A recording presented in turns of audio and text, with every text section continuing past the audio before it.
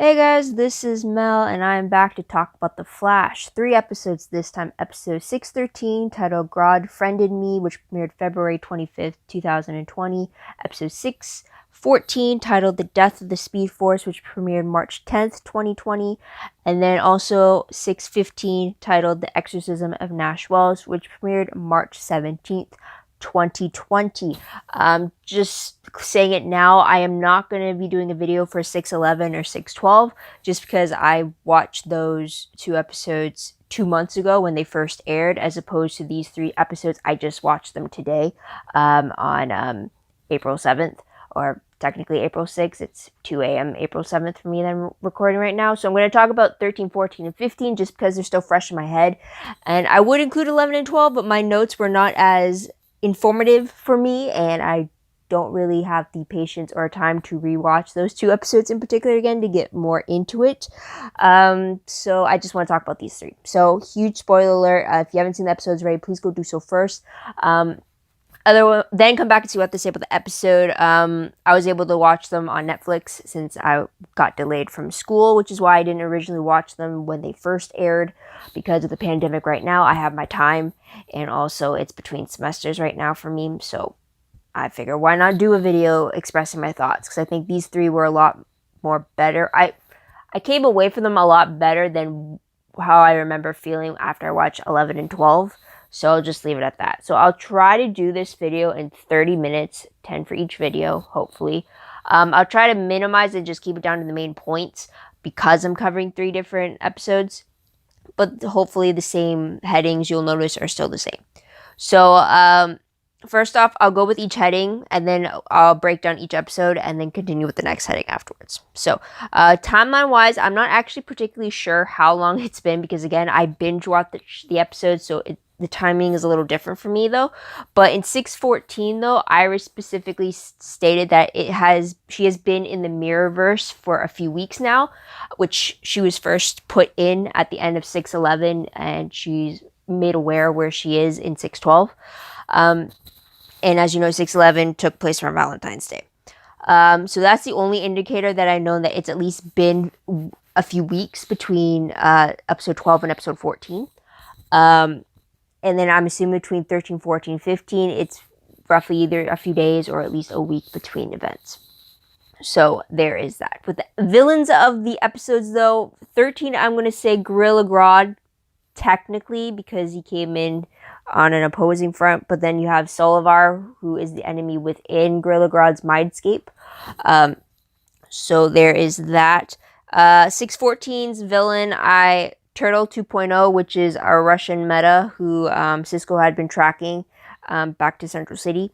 And then there's also the Reverse Flash through his harassments from within Nash, which lead to the exorcism of him being the villain in 615. He's one of the main ones, as well as the latest black hole assassin with light abilities dubbed Sunshine, who's ex-military special forces before she came in meta. Yeah. So there's that. So storyline-wise, though, for 613, there's 2 different storylines that I picked up on. You have the Mindscape mayhem that happens within Gorilla Grodd's mind when he pulls Barry into his mind during a lab incident so that he can get Barry's help to get him out of his own mental coma. And then there is the mirror madness that Iris was dealing with. Was it Iris? Yeah. That Iris was dealing with Eva in the Mirrorverse. So there's that. With 614, there's 3 different storylines that I picked up on. First one being the death of the Speed Force, which is the title itself. So this is where Barry and Wally find out what is the cause of the instability of their powers, which is connected to the destruction of the Speed Force. Second storyline dealt with Turtle 2, Turtle 2.0. Cisco doesn't even rename her. He just says Turtle 2. Less is more type of thing. So there's that. And then also it's the doppelganger possession, which we get with what Nash is dealing with Thawne's, I guess, essence or brainwave taking over control of Nash's body. So there's that. And then with 615, the storylines were 4 different ones. We get the Exorcism of Thawne, or I guess exorcism of Nash to get rid of Thawne's brainwaves from his body. So we get that. The second one is the prismatic refractor, which is what Eva wants her mirror minions, Iris and Camilla, to retrieve for her. It's also the item that Black Hole is trying to get as well. So there's that issue there, how Sunshine fits into it. And then third storyline is kind of interwoven with 1 and 2, just because it's conserving power. And this is with Barry trying to find himself without, like, trying to redefine himself without having his powers, because he only has so much of it left after the Speed Force has fallen. Plus also he is trying to find a way to regain his speed again. So there's that. And then the fourth storyline is a potential CCPD mole that Joe is trying to look into. He brings in former Captain Singh. I think he's the chief now. And they're trying to figure out who it could be. Their investigation, or their thoughts, think that maybe it's Sunshine, who is maybe the mole all along, because she's kind of like the invisible agent that they can put. But I'll talk about that later. So in regards to, this is a new one I'm going to do. Instead of like, what will I remember most about the episode, I'm going to do major reminders from the episodes that pertain to the overall story arc. So if there's anything you're going to take away from the episode, this might be something you should key into, is what is in this section. So from 613, I would say that Eva, who has been trapped in the Mirrorverse for the last 6 years, she has more of a handle on her powers than she's letting on to Iris. The very last scene of the episode showed Eva talking to Mirror Iris and showing that they're connected, that whatever, that if Eva damaged or harmed herself in any way, then Mirror Iris she would get the exact same injuries as well. And Eva has the power to heal Mirror Iris of those injuries, and it seems like Eva has tasked Mirror Iris with a mission, and that's why she's in the real world to do it. But it looks like Eva can't cross over between that mirror barrier. But yeah, so she's definitely putting on a front against the real Iris, who's stuck in the Mirrorverse with her. So that's something there. With 614, though, the major reminder you can take away is the fact that Cisco confirms the neurological degeneration between the doppelgangers that is happening on, well, we got that firsthand with Batwoman after the whole Crisis incident, but Cisco confirms it in this episode after he returns from his travels around Earth Prime to catalog all the changes that happened with pre and post Crisis. So there's that. We also find out, because of the death of the Speed Force, there is still some residual Speed Force left in Barry and Wally, and they have to pretty much ration that speed off before they use it up and deplete it, and they have none of it left in them. So like no more speed healing, no speed reading, everything like that.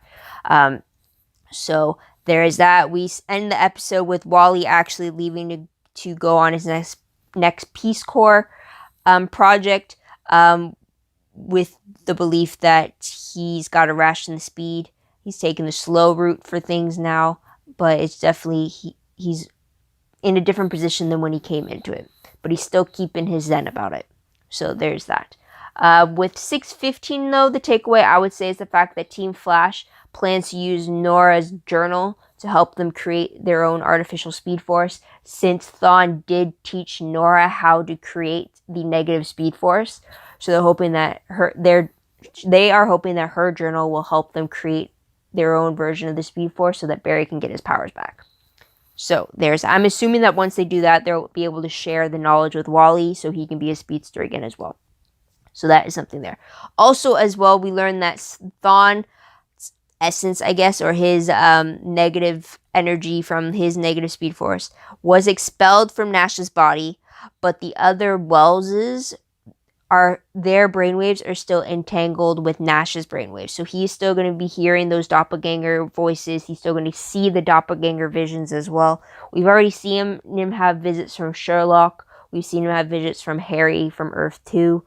He claims to know New York City Wells, Wizard Wells, German Wells. We don't see them, but he claims that he's seen them too. Though I'm not sure if that was Thawne playing the part of Nash at that point, or if it was actually Nash talking to them. But yeah, so maybe that's going to be some way that we're still going to be able to see the infinite versions of Wells, even though the multiverse has collapsed. So that is something there. Moving on to most shocking moments of the episode. For 613, I'd have to say that the fact that we got a speedster version of Gorilla Grodd, it was definitely something I did not think would be possible, or like narratively, or just even see it visually. It was just quite a thing to see. So that was something there. For 614, the shocking moment would have to be the fact that the death of the Speed Force was caused by Oliver as the Spectre tapping into the Speed Force to give Barry the power boost that he needed during Crisis, and it was that energy that affected the Speed Force and started the degradation down. That was why there was green and white lightning happening within the Speed Force, and not due to Ramsey Rosso's blood work infection that he had done with Barry just before Crisis had happened. So I'm surprised it was something that Barry did during Crisis to save the universe that ultimately led to the loss of his powers and the death of the Speed Force, which I was surprised by. I thought, if anything, it would have been the black goo coming into contact with it. But the Speed Force claims that the Spectre's power source was an anomaly they've never encountered before, which kind of changes the way I thought about Oliver's new power as the Spectre. But yeah, this here and there. But that was a shock there. And for 615, my shocking moment, I would say, was the fact that Eva got her prismatic refractor like she had intended to. I don't know why I'm surprised by that. I kind of should have figured it. If anything, that would have been something that would have progressed and would have been a complete mission. But I guess with all the chaos that was happening with that particular case, I thought the fact that it would have still been in Joe's custody. I also don't know how it would have got into Iris and Camilla's hands when Barry was the last one to have it. He would have handed it off to Joe when they were doing the rest with Sunshine. There was a lot of people in Barry's lab when they arrested her by cutting off her sunlight supply. So I'm surprised that they were able to get in and out without anybody even noticing and stuff. So that is something there. Or that was the shocker there. But let's move on to top favorite moments.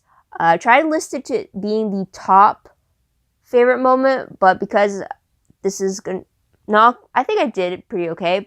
For 613, yeah, for 613, Speedster Grodd is definitely my favorite. Just how it came to be, the fact that Grodd and Barry had to work together and merge their consciousness to allow for both their strength and their speed to combine in order to defeat Solivar and escape out of it.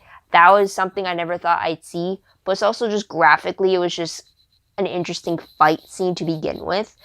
So that was fun to watch as well. For 614, my favorite would have to be the return of both Wally and Cisco. I wasn't expecting it to happen in the same episode. But with Wally, I definitely like the maturity that he came with it. I definitely like his interactions and his interpretations with the Speed Force, how he explains like how he has his own relationship with the Speed Force before the whole breakdown happened. I love that he even said that the Speed Force would show him visions of the future, and he would see himself running with his kids running with their kids, and seeing a whole line of speedsters stretching down for centuries. And I really like the idea and the explanation he gave to it. I also just like the way he explained the Speed Force and how the connection is meant to feel. I really like that. It definitely showed a lot more understanding of where the powers came from, and it just showed a lot of inner growth from Wally, and I really liked that, and that we got to see that with his return. So I do appreciate that. And then also with Cisco's return, just his mannerisms and the way that he just welcomes himself to the room, even his like greetings, Earth primelings, is just so Cisco. And it's just like the moment he said, it's like, yes, he's back. I missed him. So it was just great to have him back, and then just have his quick wit is in his commentary. It was just great to have him back for sure. So that was a favorite there. And then for 6:15, my favorite was just seeing the original OG Team Flash working together again. To see Barry, Cisco, and Caitlin sharing the screen more with each other, actually bouncing off ideas with each other, and just being this trio dynamic that I remember from season 1 that I've missed. And it just seemed like I very rarely get the three of them working together. So I appreciate that a majority of this episode was the three of them teaming up and clicking together, finishing each other's sentences, being on the same wavelength with each other, no pun intended for this episode. So I just really appreciate that. And then with that came more scenes with Barry and Caitlin. The fact that they had that fight scene in the speed lab when Caitlin was telling Barry that he needed to leave because he couldn't be trusted around Thawne, just like that whole what could be described as a potential fight scene between them. Even that, I was fine with them because it just showed a lot more screen time with them. It just showed their dynamic a little bit more, and the fact that where she was coming from and why she was concerned for him. And essentially it was out of concern for him because she didn't want him to risk losing the remaining power that he had left. She wanted him to conserve it for a time where it needed most, and she was worried for him. And then later on at the very end of the episode, where he apologized to her for defying her doctor's orders, and just the fact that he was so concerned about them not being okay. And even Cisco would say, like, are you guys good now? Have you made up? Are you done with being mad at each other? It's just like, it was just great to see that vibe again between them. It's just like, I missed it, so I'm all for that. Another thing that I did like in this episode was, I hate that it's Mirror Iris, but I did like the sentiment she had when she was telling Barry to think outside of his powers, and just telling him that just because the Flash doesn't have powers, that doesn't mean Barry Allen doesn't have powers, because Barry Allen was fighting and stopping villains long before he became the Flash. So I really like her speech about saying, like, metas have limits, but in a way, Barry doesn't have limits. People don't have limits, which is what Barry took away from that and reiterated it back to Thawne when he was going up against him. But even though the peeve I had is the fact that it was from Mirror Iris who gave the speech, I still like the speech itself about how she was trying to get him to think past him having powers. Go back to when, like, all you had was your brain power to think through a power. You didn't think through an issue. You didn't have your powers to fall back on. You didn't have any of that. And she was kind of reminding him, was like, go back to that. That's you were using that before you became the Flash. You can use it now during this time. So I do appreciate the speech. I just don't like that it came from Mirror Iris. So there's that. Moving on to peeved moments. There are quite a few. Either that or just like things that were never addressed, and that's the peeve I have. But for 6:13, a peeve I had was the fact the blocking, which is the camera placement and movement within a scene for a character. The blocking done on Frost during this episode was just not good at all in regards to hiding Danielle's pregnancy. I mean, the clothing did a good job of it, but then it kind of defies the purpose when the camera, when placed the wrong way, kind of defeats the purpose of what the clothing choices were supposed to do. So if she's being dressed in baggy clothes to hide the baby bump, it kind of defeats the purpose if the camera still captures her moving in a certain way that emphasizes that baby bump. Because yeah, baggy clothes can show so much, but if you're so far along, you have to find more creative ways to hide the fact that the actress is pregnant, but the character is not.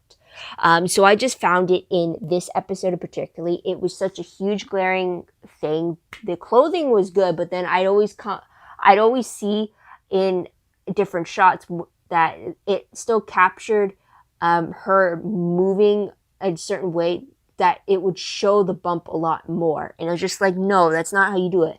But then like in 6:14 and 6:15, they did a really good job of hiding the fact that Danielle was pregnant. So it's like the fact that she always was carrying something in front of her stomach, or the camera was always doing medium shots on her, so she wasn't carrying anything in front, or she was always standing in front of something if they had to do a longer shot of her. So they did a lot better job in the 2 episodes afterwards. But the peeve for 2:13 was the fact that no, I could see that Frost was pregnant when Frost is not supposed to be pregnant. So like that was the issue there. I mean, even when like in 615, when it was Frost going against Sunshine, whenever it was a front with camera had a shot that captured Frost's face, it was just Frost's face. If anything, it probably only went to mid shot, which is probably about like where her shoulders meet. And then anytime it was a long shot, it was always done either from the side when there was something in the foreground that was blocking Frost's stomach, or it was shot from a long shot and it was from behind, so there's no way you could see her stomach anyways.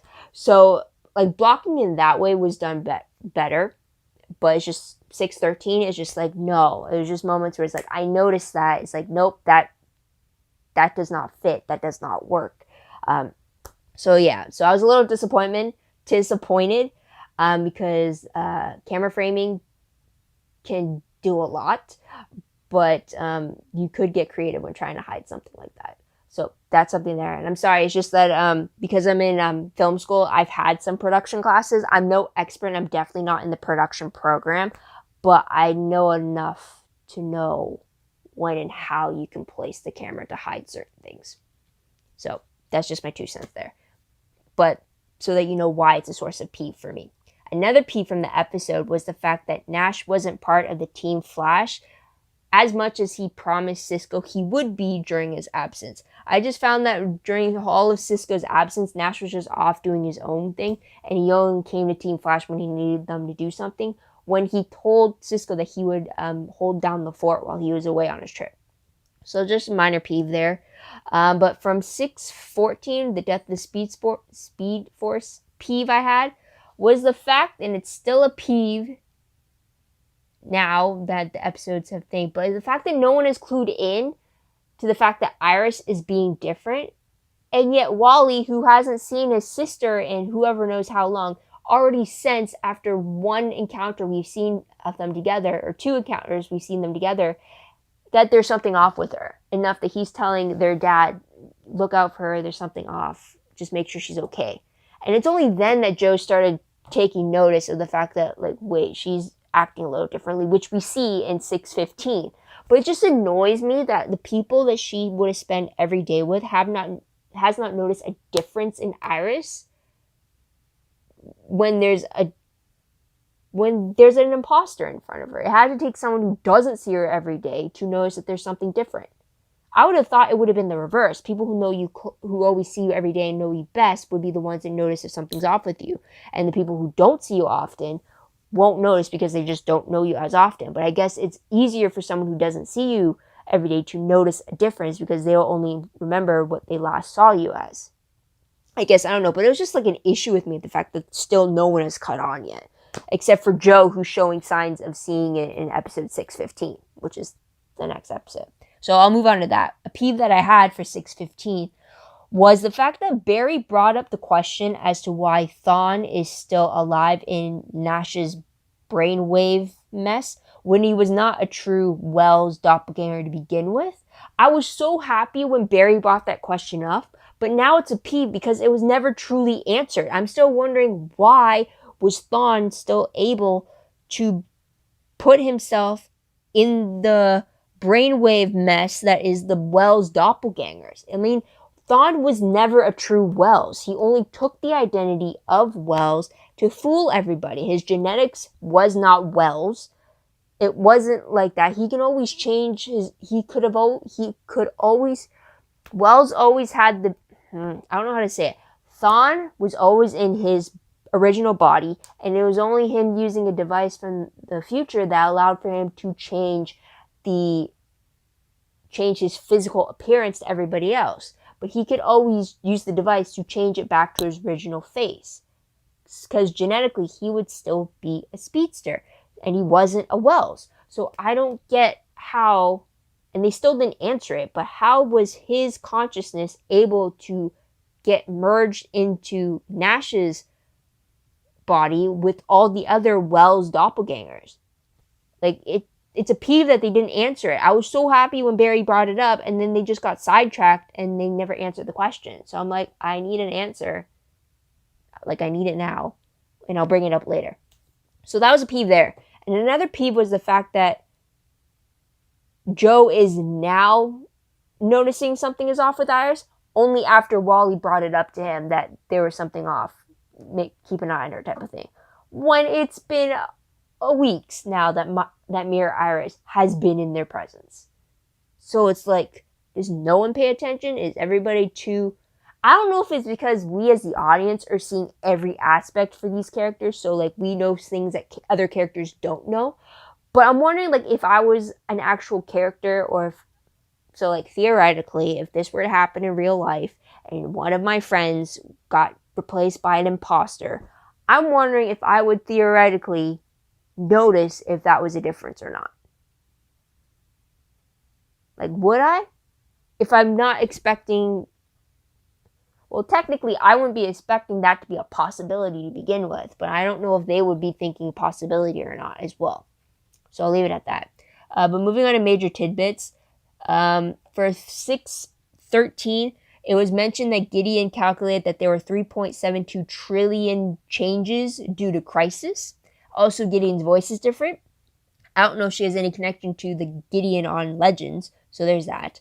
And also, Chester finds out that Barry is the Flash in this episode.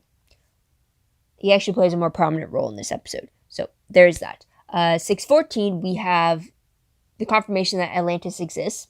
Cisco spent some time there to the point that he had his own version of jet lag from the time difference. The second tidbit is the fact that when panicked, Eva's actions in the Mirrorverse are mimicked by Mirror Iris. This is also showed again in the next episode when Eva is scratching her arm and we see Mirror Iris and Mirror Camilla both doing the same action at the exact same time with her. So that's something there. And then also, oh yeah, that's another thing. Camilla got shot by the mirror gun at the end of 614 and was now recruited to Team Mirror or whatever. So there's that. I'll bring it up later. Major tidbit for 615 is the fact that we do get some backstory between Nash and Allegra's doppelganger Maya, who he met 8 years ago on Earth 719, and she only died just a year ago, so just before he came to our Earth. So there's that, and he also came to the realization that it is his fault that she died because it was his teachings that led to her choices that resulted in her death. So there's that. Also, we find out that Barry's body rejects the Velocity X serum when he tried to do it to ensure that he saw his powers long enough to help Frost go up against Sunshine. So there's that. So let's go on to random questions very quickly. So for this, again, I'll just deal with all the episode questions pertaining to the one episode, and then we'll move forward from that. And then I'll include any overall questions at the end. For 613, these questions. 1. For a speedster that does perimeter sweeps of the city for any crime, how does Barry not know all the physical changes in the city due to crisis? In this episode, it showed that he accidentally went to Broadway thinking it was an open street when there was actually a subway track there, and yet he expressed the fact, since when has there been a train here? And then Chester's like, since always. So I'm wondering, for a speedster who does all these runs around the city so many times to check for crime, how does he not notice notice any of the physical changes from crisis? So that's one question there. And then another question is, Barry claimed that he searched everywhere for his parents' graves and found nothing, and yet Chester was able to find them. How did he beat a speedster in finding them? I mean, I can accept if maybe the graves weren't in Central City anymore, and then it would make sense how Barry wouldn't have been able to find them in his search throughout all the cemeteries in Central City. But if that wasn't the case and they're still in a Central City cemetery, how did Chester find them with the digital search they did over Barry's actual physical speed running everywhere to try to find them? I don't get how. That just made no sense to me. That's why it's a random question. So there's that. For 614, I have the question of, first one, if Cisco confirmed the neurological degeneration between doppelgangers, as we have seen firsthand on Batwoman, like I mentioned, then how do you explain all the doppelgangers on Supergirl in that bar? I mean, we did see some familiar faces from old villains that have come back to do their doppelgangers, but you have two of that bartender or that bar owner. You have two versions of him. You have two versions of a bunch of other few people. How do you not have them experiencing neurological degeneration as well? Or are we still supposed to believe that they came for an episode and then they just left to go find sanctuary elsewhere? Or did they just die off and it just never got mentioned again on Supergirl? I need an answer for that. So there is that. Another question was, well, I did have a question. I just saw this now. Why did Nash get possessed by Thawne if Thawne was never a true Wells doppelganger? I just said that before in a Peeves. I didn't realize I had that in that question. Okay. New question. How could Wally notice the difference in Iris when no one else has? So that's one there. Another question was, Eva gave Iris a brief moment to see her family with her mirror counterpart being present during Wally's welcome home party. Why has Iris not questioned why there is a doppelganger of her in the real world and none of Eva? Where does Iris think that doppelganger came from? Does she not question that? Or is the fact that she's stuck in this mirrorverse where time is very different is affecting her rationale somehow? So that's something there. And then let's move on to 615 to those questions. First one, is Eva meant to be the major villain of the second half of the season, or is it still Black Hole the Corporation? And there's the timer. Almost done. So that's a question there. Second one is, what happened to the real Camilla? Eva just said that she was not a problem anymore. Is Camilla still alive? Is she stuck in the mirrorverse with Iris? What's going on? I hope she's okay, because I really like her, and I really don't want Cisco's girlfriend to be killed, because he's already lost his previous girlfriend, so, we need Cisco to have a happy life, happy personal life. So there's that. Another question was, do you think the reason why Nash has the brainwaves of all the other Wells doppelgangers is because he was pariah at the time of the Crisis merger? Otherwise, if that's not the reason why he has all their brainwaves meshed with his, and it's not because he's pariah, then I'm wondering, why doesn't everybody else on Earth Prime not experiencing having their doppelgangers brainwaves in their own heads as well? Why is Nash the exception here? The only way I can rationalize him being the exception and having all these doppelganger brainwaves is because he played pariah in the Crisis, and that was his role of it. Otherwise, I'm left thinking, well, why doesn't every other inhabitant of Earth Prime have their own doppelganger brainwaves to deal with? Right? That's logical thinking in this realm of superhero worlds, right? So that's a question there. Next question. Do you think that CCPD still has a mole problem? I think yes. And I really hope that it's not David Singh, but maybe that female officer Krober, because I'm thinking she's the mole just because of her, based off her reaction to when she had the prismatic refractor in her hand at the lab, and then her reaction when she was talking to Joe about the transfer for it. It seemed a little too invested in it, if that makes sense. I really hope it's not Singh, because I don't want him to be a bad guy. He's proven to be a good guy so far, but it's just, I don't want it to be someone like that where it's like, oh damn, I have to question everything now. I don't need another Wells moment or a Thawne moment or another Wells who was actually Thawne moment from season 1. I don't need another one of those. Not yet. So that is something there. And I did have another question, just from right now, is the fact that if Barry never said that his body rejected Velocity X, did anyone else think that maybe that could have been a potential storyline down the line, with Barry getting addicted to it along the way while they're trying to create their own artificial Speed Force? I mean, that would have been interesting to deal with Barry on that level, having to deal with that kind of an addiction problem and trying to wean himself off of it, and have to deal with going cold turkey before he got the actual Speed Force. in his way as well. Ooh, I just remembered it. Never mind. Cut that time out.